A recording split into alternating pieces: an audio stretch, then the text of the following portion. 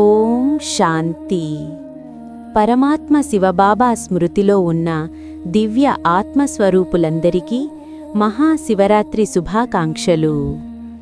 ఈరోజు మనం ఎంతో వైభవంగా భక్తి శ్రద్ధలతో జరుపుకుంటున్న పండుగ మహాశివరాత్రి. సాధారణంగా పండుగలు పగటిపూట జరుపుకుంటాం, కానీ శివరాత్రిని మాత్రం రాత్రిపూట జరుపుకోవడం వెనుక ఒక గంభీరమైన ఆధ్యాత్మిక రహస్యం దాగి ఉంది.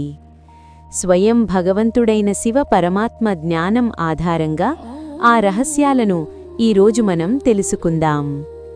1. శివరాత్రి అంటే ఏమిటి? రాత్రి యొక్క అంతరార్థం. ఇక్కడ రాత్రి అనేది కేవలం సూర్యుడస్తమించిన తరువాత వచ్చే చీకటి కాదు, ఇది అజ్ఞాన అంధకారానికి గుర్తు.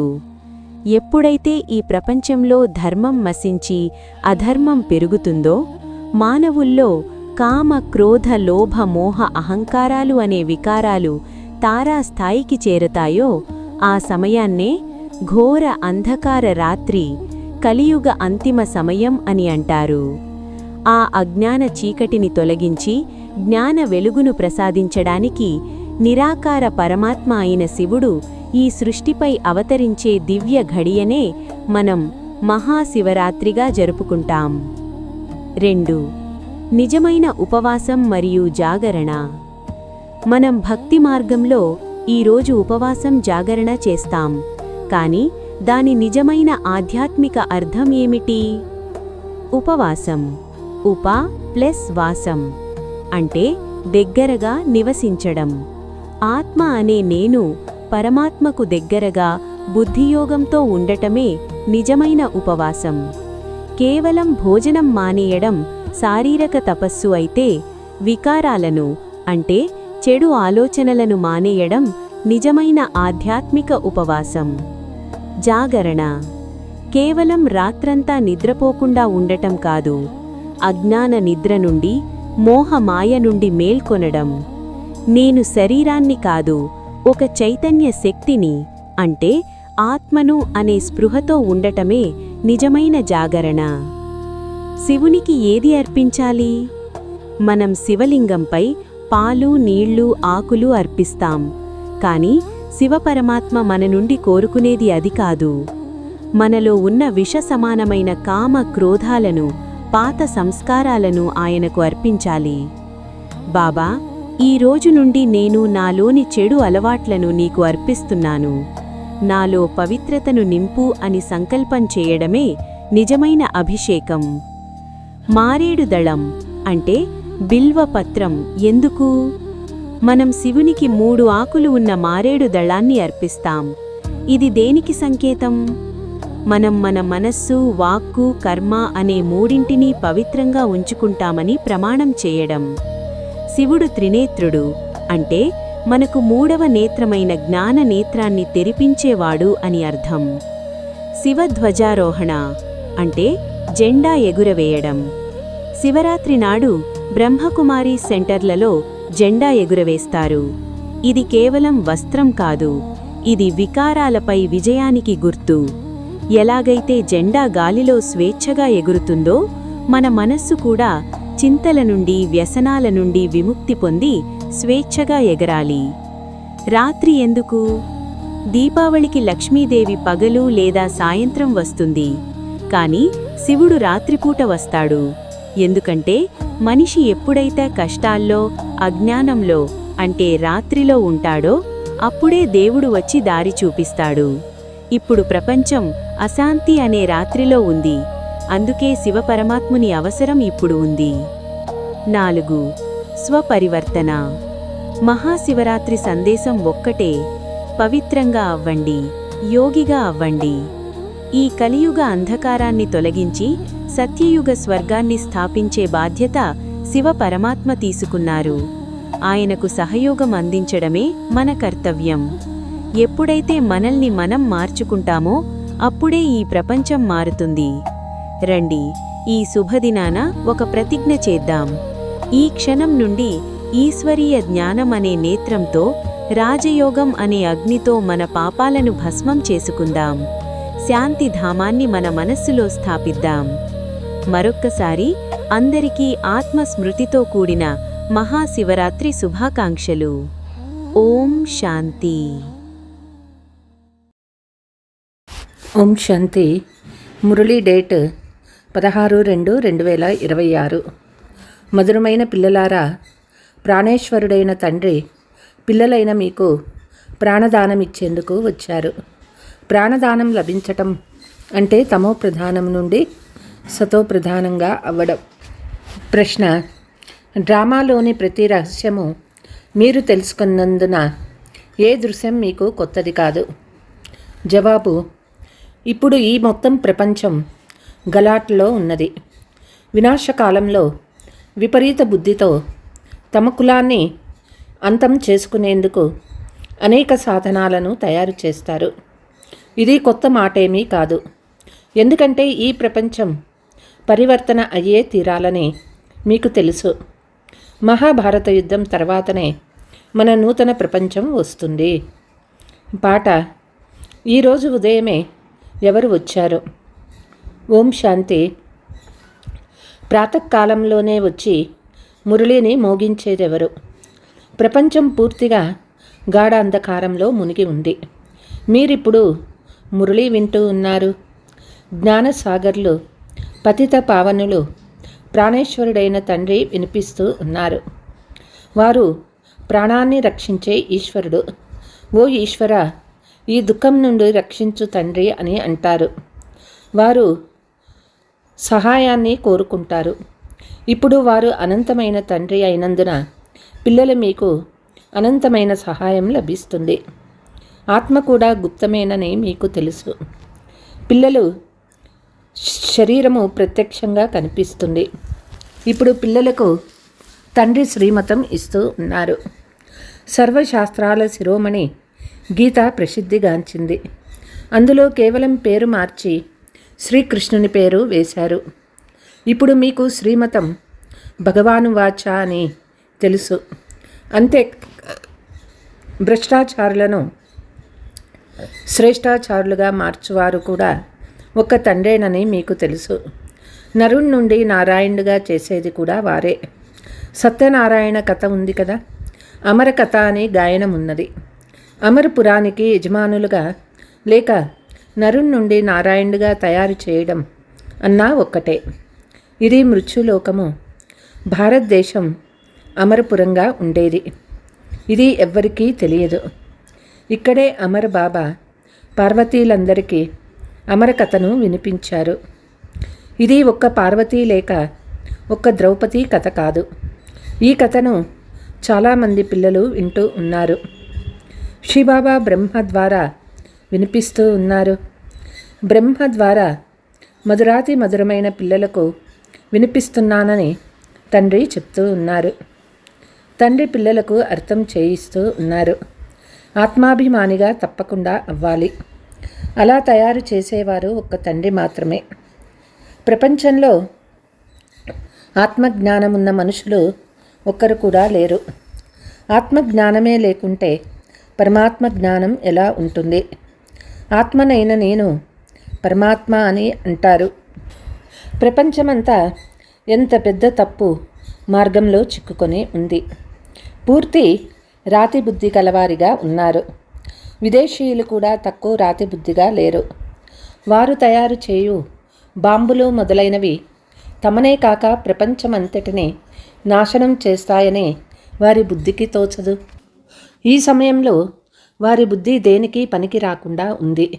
స్వయం వారి వినాశనం కొరకే అన్ని ఏర్పాట్లు చేసుకుంటూ ఉన్నారు. పిల్లలు, మీకిది కొత్త విషయమేమీ కాదు. డ్రామా అనుసారం వారి పాత్ర కూడా ఉందని మీకు తెలుసు. డ్రామా బంధనంలో బంధింపబడి ఉన్నారు.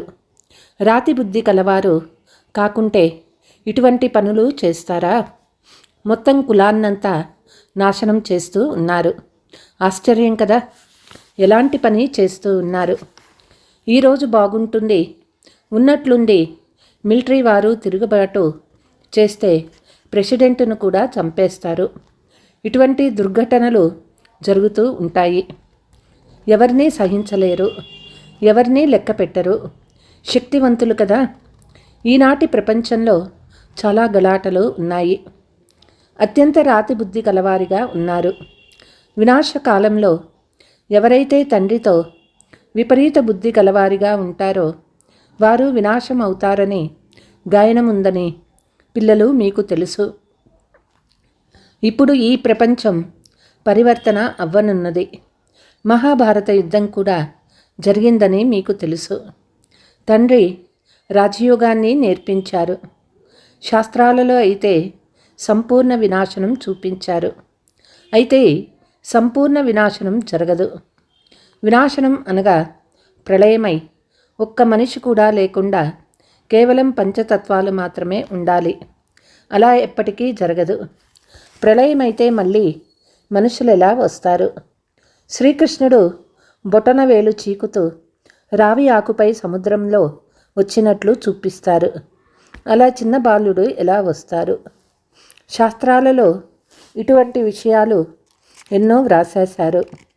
ఇప్పుడు కుమారీలైన మీ ద్వారా విద్వాంసులు, పండితులు, భీష్మ పితామహులు మొదలైన వారికి జ్ఞాన బాణాలు తగులుతాయి. పోను పోను వారు వస్తారు. మీరు ఎంతెంత సేవలో ఫోర్సు నింపుతారో తండ్రి పరిచయం అందరికీ ఇస్తూ ఉంటారు. అంత మీ ప్రభావం ఎక్కువగా పడుతుంది. విఘ్నాలు కూడా వస్తాయి. ఆసురీ సాంప్రదాయం వారు ఈ జ్ఞాన యజ్ఞంలో విఘ్నాలు కలిగిస్తారని కూడా గాయనం ఉంది. పాపం రాతి బుద్ధి గల మానవులకు ఇది ఏమిటో కొద్దిగా కూడా తెలియదు. వీరి జ్ఞానమే భిన్నమైనదని అంటారు.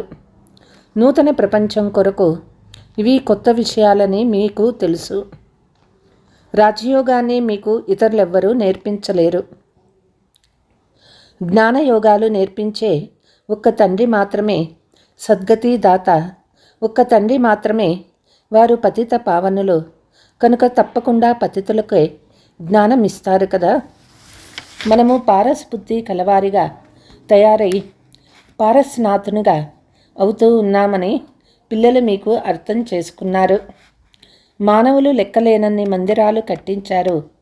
కానీ వారు ఎవరో ఏం చేసి వెళ్ళారో కొంచెం కూడా అర్థం చేసుకోలేరు. పారస్నాథుని మందిరం కూడా ఉంది. కానీ పారస్నాథుడు ఎవరో ఎవరికీ తెలియదు. భారతదేశం పారస్పురిగా ఉండేది. బంగారు వజ్ర వైడూర్యాల భవనాలు ఉండేవి. ఇది నిన్నటి మాట. కానీ వారు సత్యుగం ఒక్కటే లక్షల సంవత్సరాలని అంటారు. కానీ డ్రామా అంతా 5000 సంవత్సరాలేనని తండ్రి చెప్తూ ఉన్నారు. అందుకే ఈనాటి భారతదేశం ఎలా ఉంది, నిన్న ఎలా ఉండేది అని అంటారు. లక్షల సంవత్సరాల మాట ఎవ్వరికీ గుర్తుండదు. పిల్లలైన మీకిప్పుడు స్మృతి లభించింది. ప్రతి 5000 సంవత్సరాలకు ఒక్కొక్కసారి వచ్చి మనకి స్మృతి ఇప్పిస్తారని మీకు తెలుసు. పిల్లలు మీరు స్వర్గానికి యజమానులుగా ఉండేవారు. 5000 సంవత్సరాల నాటి మాట. లక్ష్మీనారాయణ రాజ్యం ఎప్పుడు ఉండేది, ఎన్ని సంవత్సరాల క్రితం అని ఎవరిని అడిగినా లక్షల సంవత్సరాల క్రితం అని అంటారు. కానీ 5000 సంవత్సరాలేనని మీరు అర్థం చేయించగలరు. క్రీస్తు పూర్వము ఇన్ని సంవత్సరాల ముందు స్వర్గం ఉండేది. తండ్రి భారతదేశంలోనే వస్తారు. ఇది కూడా పిల్లలకు తెలియచేశారు. బాబా జయంతిని జరుపుకుంటున్నారంటే వారు ఏదో కర్తవ్యం చేసేందుకే వచ్చి ఉంటారు. వారు పతిత పావనులు కనుక వారొచ్చి తప్పకుండా పావనంగా చేసే ఉంటారు. జ్ఞానసాగర్లైనందున తప్పకుండా జ్ఞానం ఇస్తారు కదా. యోగంలో కూర్చోండి. స్వయాన్ని ఆత్మగా భావించి తండ్రిని స్మృతి చెయ్యండి. ఇది జ్ఞానం కదా. వారైతే హఠయోగులు కాలుపై కాలు వేసుకొని కూర్చుంటారు, ఏవేవో చేస్తారు. మాతలైన మీరైతే అలా చేయలేరు, కనీసం కూర్చోలేరు. తండ్రి అంటూ ఉన్నారు, మధురమైన పిల్లలు, మీరు ఇవేవీ చేయవలసిన అవసరం లేదు. పాఠశాలలో విద్యార్థులు నియమానుసారం కూర్చుంటారు కదా. తండ్రి అది కూడా చెప్పరు. మీకు ఎలా వీలైతే అలా కూర్చోండి. ఒకవేళ కూర్చొని అలిసిపోతే పడుకోండి అని అంటారు. బాబా వద్దనరు. ఇది చాలా సులభంగా అర్థం చేసుకునే విషయము. ఇందులో ఎలాంటి కష్టమైతే లేదు. ఎంత జబ్బుతో ఉండనీయండి, వింటూ వింటూ శివబాబా స్మృతిలో ఉంటూ ప్రాణం వదలాలి. గంగా తీరంలో గంగాజలం నోటిలో ఉన్నప్పుడు ప్రాణం వదలాలని గాయనం ఉంది కదా. అవన్నీ భక్తి మార్గంలోని విషయాలు. వాస్తవానికి ఇది జ్ఞాన అమృతం విషయము. మీకు బాగా తెలుసు, నిజానికి ప్రాణం ఇలాగే వదలాలి. పిల్లలు మీరు పరంధామం నుండి వస్తారు, నన్ను వదిలి వెళ్తారు. తండ్రి అంటూ ఉన్నారు, నేను పిల్లలైన మిమ్మల్ని వెంట తీసుకు వెళ్తాను. నేను పిల్లలైన మిమ్మల్ని ఇంటికి తీసుకువెళ్ళేందుకు వస్తాను. మీకు ఇంటి గురించి కానీ ఆత్మ గురించి కానీ తెలియదు. మాయ మీ రెక్కలను పూర్తిగా నరికేసింది. అందుకే ఆత్మ ఎగరలేదు. ఎందుకంటే తమో ప్రధానంగా ఉంది.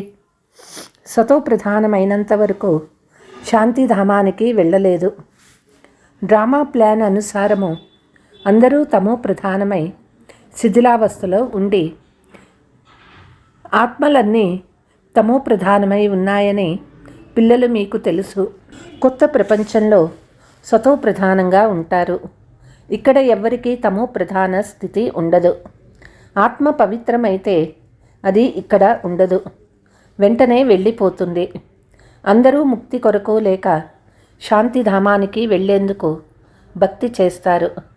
అయితే ఎవ్వరూ వాపస్ వెళ్ళలేరు. చట్టం అలా లేదు.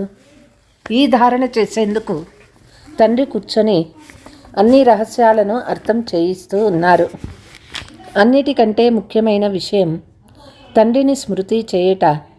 స్వదర్శన చక్రధారులుగా అవ్వాలి. బీజాన్ని స్మృతి చేస్తే వృక్షమంతా బుద్ధిలోకి వచ్చేస్తుంది. ప్రారంభంలో వృక్షం చిన్నదిగా ఉంటుంది, నెమ్మదిగా పెద్దదవుతుంది. అనేక ధర్మాలు ఉన్నాయి కదా, మీరు ఒక్క సెకండులో అర్థం చేసుకుంటారు. ప్రపంచంలో ఎవరికీ తెలియదు. మానవ సృష్టి అంతటికీ బీజము ఒకే తండ్రి. తండ్రి ఎప్పటికీ సర్వవ్యాపిగా ఉండరు. ఇది అన్నిటికంటే పెద్ద తప్పు. మనుషుల్ని భగవంతుడని అనరని మీకు అర్థం కూడా చేయిస్తారు. అన్ని విషయాలను సులభం చేసి పిల్లలకు తండ్రి అర్థం చేయిస్తూ ఉన్నారు. ఎవరి అదృష్టంలో ఉందో, ఎవరికి నిశ్చయం ఉందో వారు తండ్రి నుండి తప్పకుండా వారసత్వం తీసుకుంటారు. నిశ్చయం లేకుంటే ఎప్పటికీ అర్థం చేసుకోలేరు.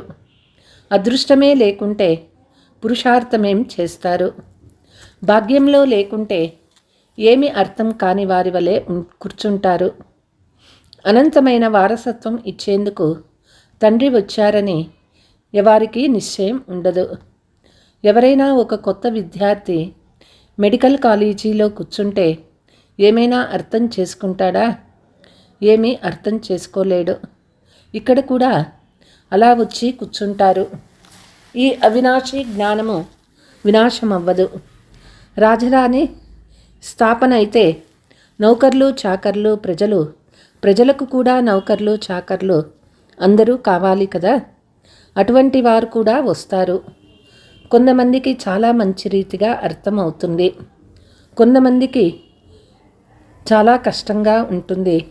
ఎందుకంటే ఆ సమయంలో చాలా గలాట్లు జరుగుతాయి. రోజులు గడిచే కొద్దీ తుఫాను పెరుగుతూనే ఉంటాయి, సెంటర్లు పెరుగుతాయి. మంచి రీతిగా అర్థం కూడా చేసుకుంటారు. బ్రహ్మ ద్వారా స్థాపన అని వ్రాయబడి ఉంది. వినాశం కూడా మీ ఎదుటే ఉంది. వినాశనం అయ్యే తీరాలి. ప్రభుత్వం వారు జనసంఖ్య తగ్గాలని అంటారు, కానీ ఇందులో వారు ఏం చేయగలరు? వృక్షం పెద్దదయ్యే తీరాలి. తండ్రి ఉన్నంత వరకు అన్ని ధర్మాల ఆత్మలన్నీ ఇక్కడే ఉండి తీరాలి. వాపస్ వెళ్ళే సమయానికి ఆత్మలు రావడం సమాప్తమైపోతుంది. ఇప్పుడైతే అందరూ వచ్చే తీరాలి. కానీ ఈ విషయాలు ఎవరికీ అర్థం కావు. బాపూజీ కూడా ఇది రావణ రాజ్యమని, మాకు రామరాజ్యం కావాలని అనేవారు. అంటే ఇది రావణ రాజ్యం కదా, ఫలానా వారు స్వర్గస్థులయ్యారని అంటారు. అంటే దీని అర్థము ఇది నరకమని కదా. మనుషులకు కూడా ఇది అర్థం కాదు. స్వర్గవాసులుగా అయితే మంచిదే కదా, తప్పకుండా నరకవాసులుగానే ఉండేవారు కదా. బాబా అర్థం చేయిస్తూ ఉన్నారు. ముఖము మనుషులదే, కానీ నడవడిక కోతి నడవడిక అయిపోయింది. పతిత పావన సీతారాం అని అందరూ పాడుతూ ఉంటారు. మనమంతా పతితులము, పావనంగా చేయవారు ఒక్క తండ్రి మాత్రమే. వారంతా భక్తి మార్గంలోని సీతలు. తండ్రేమో రాముడు. ఎవరినైనా సీత అంటే అంగీకరించరు. రాముని పిలుస్తారు. ఇప్పుడు పిల్లలైన మీకు తండ్రి మూడవ నేత్రం ఇచ్చారు. మీ ప్రపంచమే వేరు. పాత ప్రపంచంలో ఏవేవో చేస్తూ ఉంటారు. ఇప్పుడు మీరు అర్థం చేసుకుంటారు. పిల్లలైన మీరు తెలివిహీనులుగా ఉండేవారు. ఇప్పుడు తెలివైన వాళ్ళగా అయ్యారు. రావణుడు మిమ్మల్ని చాలా తెలివిహీనులుగా చేసేశాడు. ఈ సమయంలోనే మనుషులందరూ తమో ప్రధానమయ్యారు. తండ్రి వచ్చి సతో ప్రధానంగా చేస్తూ ఉన్నారు. తండ్రి అంటూ ఉన్నారు, పిల్లలు మీరు కూడా సేవ చేస్తూ ఉండండి. కేవలం ఒక్క మాట గుర్తుంచుకోండి, తండ్రిని స్మృతి చెయ్యండి. తమో ప్రధానం నుండి సతో ప్రధానంగా అయ్యే దారి ఇతరులెవ్వరూ తెలుపలేరు. అందరికీ ఆత్మీక సర్జన్ వారొక్కరే. వారే స్వయంగా వచ్చి ఆత్మలకు ఇంజెక్షన్ వేస్తారు. ఎందుకంటే తమో ప్రధానమైంది ఆత్మనే. తండ్రి అవినాశి సర్జన్ అయినారు. ఆత్మ ఇప్పుడు సతో ప్రధానం నుండి తమో ప్రధానంగా అయింది. ఆత్మకు ఇంజెక్షన్ అవసరం. తండ్రి అంటూ ఉన్నారు, పిల్లలు స్వయాన్ని మీరు ఆత్మగా నిశ్చయం చేసుకోండి. తండ్రిని స్మృతి చెయ్యండి. బుద్ధియోగం పైనే జోడించండి. బ్రతికి ఉండి ఉరితాడికి వేలాడండి. అంటే బుద్ధియోగము మధురమైన ఇంటి వైపే ఉండాలి. మనం మధురమైన ఇంటికి వెళ్ళాలి. నిర్వాణధామాన్నే స్వీట్ హోమ్ అని అంటారు. अच्छा मीठे मीठे सिकीलते बच्चों प्रति मात पिता बाप दादा का याद प्यार और गुड मॉर्निंग. रूहानी बाप की रूहानी बच्चों का नमस्ते. हम रूहानी बच्चों की रूहानी मात पिता बाप दादा को याद प्यार और गुड मॉर्निंग डबल नमस्ते. ధారణ: ఈ పాత ప్రపంచం వినాశనమయ్యే ఉంది. కాబట్టి మీరు స్వయాన్ని ప్రపంచానికి వేరుగా భావించండి. వృక్షము వృద్ధితో పాటు వచ్చే విఘ్నాలను తుఫానులతో భయపడరాదు, దాటుకోవాలి. ఆత్మను సతో ప్రధానంగా తయారు చేసుకునేందుకు స్వయానికి జ్ఞాన యోగాల ఇంజెక్షన్ ఇచ్చుకోవాలి. మీ బుద్ధి యోగాన్ని స్వీట్ హోమ్తో జోడించాలి. వరదానము: మొదట మీరు ఒక్క పాఠము ద్వారా కిరీటధారులుగా అయ్యే చతుర్సుజాన్ భవ. ఎలాగైతే బాప్ దాదా స్వయాన్ని ఒబీడియంట్ సర్వెంట్ అని అంటారో, సర్వెంట్ని అనడం వల్ల స్వతహాగా కిరీటధారిగా అయిపోతారో, అలా పిల్లలు మీరు కూడా స్వయం నమ్రచిత్తులుగా అయ్యి ఇతరులకు శ్రేష్టమైన సీటు ఇవ్వండి. వారిని సీటుపై కూర్చోబెడితే వారు కిందకి దిగి స్వతహాగానే మిమ్మల్ని కూర్చోబెడతారు. ఒకవేళ మీరు కూర్చునేందుకు ప్రయత్నిస్తే వారు కూర్చోనివ్వరు. కాబట్టి వారిని కూర్చోబెట్టడమే మీరు కూర్చోవడం. కాబట్టి మొదట మీరు అనే పాఠాన్ని పక్కా చేసుకోండి. తర్వాత సంస్కారాలు కూడా సహజంగానే కలిసిపోతాయి. కిరీటధారులుగా కూడా అయిపోతారు. ఇదే తెలివి అయిన వారి విధి. ఇందులో శ్రమ కూడా లేదు, ప్రాప్తి కూడా ఎక్కువ ఉంటుంది. స్లోగన్: అవ్యక్త స్థితిని అనుభవం చేసేందుకు అంతర్ముఖి ఏకాంతవాసిగా అవ్వండి. అవ్యక్త సూచన: ఇంతవరకు రకరకాల పుష్పాలు తమ తమ రంగును చూపిస్తూ ఉన్నాయి.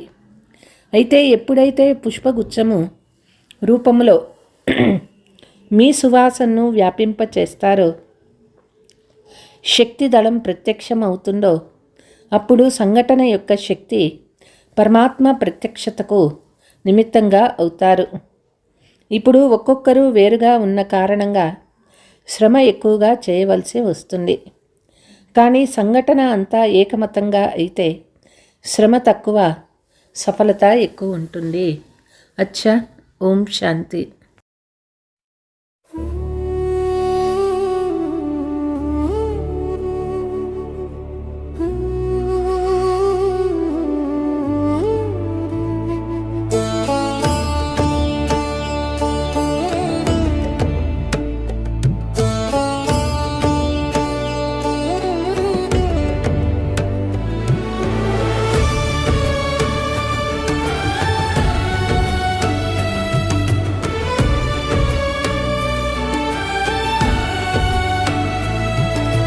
రాగమేలే మనసులోన, జ్ఞానమేలే బ్రతుకులోన, శివరాత్రి వచ్చింది, శుభరాత్రి తెచ్చింది. అజ్ఞానపు నిద్ర నుండి ఆత్మను మేల్కొలిపే దివ్యమైన కాంతితో దారిని చూపించే రండి రండి జ్యోతి బిందువుని చేరగా, మనసులోన శాంతి సుధలు నింపగా.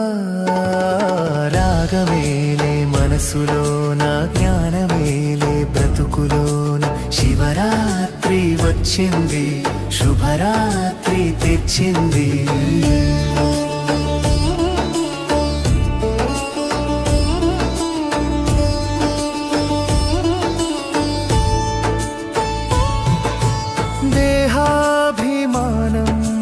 వదిలి నీవు ఆత్మనని గుర్తించు, పరమాత్ముని స్మరణతో పాపాలన్నీ దహించు.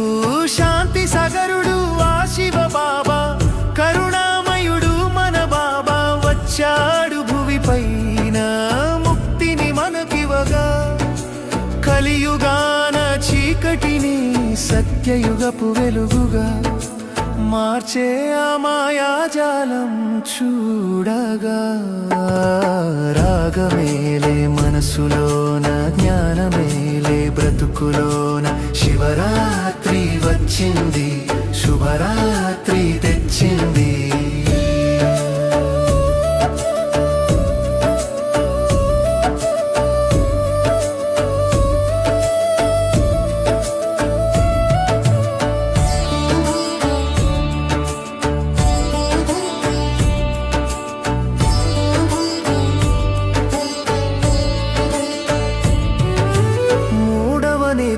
తెరిచాడు, ముక్తిధామం చూపాడు.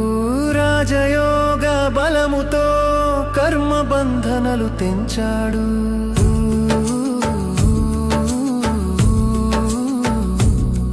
పవిత్రతే మన ఆభరణం, ప్రేమయే మన ఆయుధం. కామక్రోధాలను జయించి, దివ్య గుణాలు ధరించి, బ్రహ్మణులై జన్మించి దేవతలుగా మారగా, స్వర్ణయుగపు ద్వారాలను తీయగా. రాగమేలే మనసులోన, జ్ఞానమేలే బ్రతుకులోన, శివరాత్రి వచ్చింది, శుభరాత్రి తెచ్చింది.